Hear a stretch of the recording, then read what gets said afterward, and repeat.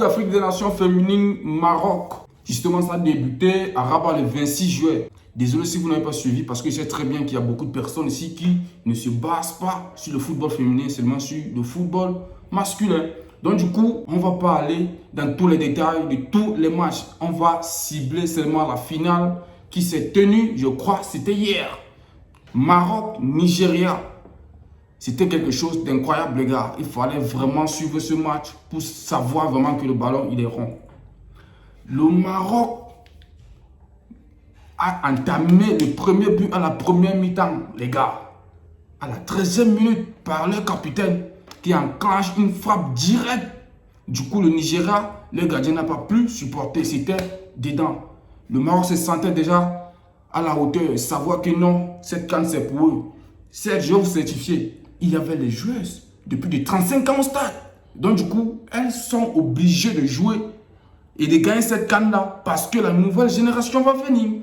Elles n'ont pas encore gagné de canne, donc elles doivent gagner. Donc il y avait le pressing. Malheureusement, le ballon il est rond parce qu'ils ont minimisé l'adversaire en oubliant que le Nigeria est le Goat du football féminin en Afrique. C'est le 10e trophée, à ce que je sache. Si je me trompe, veuillez mentionner en commentaire s'il vous plaît. À la 24e minute, le Maroc double.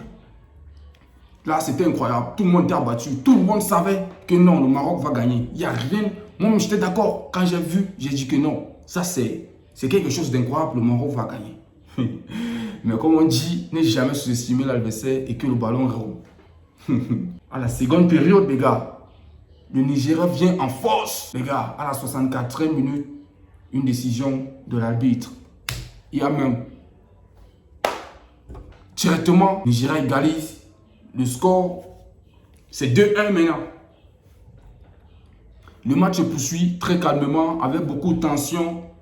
Moi, je voyais dans les supporters du Maroc assis, mais tout le monde vibrait parce qu'on sait la réputation du Nigeria. À la 71e minute, les gars. Le Nigeria égalise 2-2. Incroyable.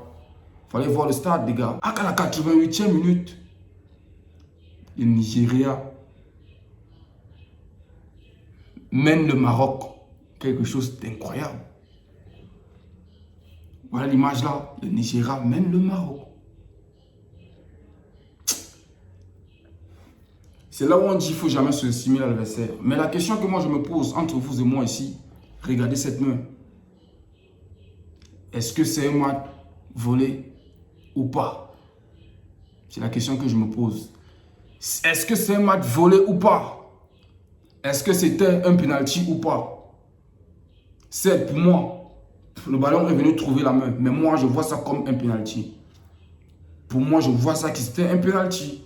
Mais malheureusement, c'était le contraire.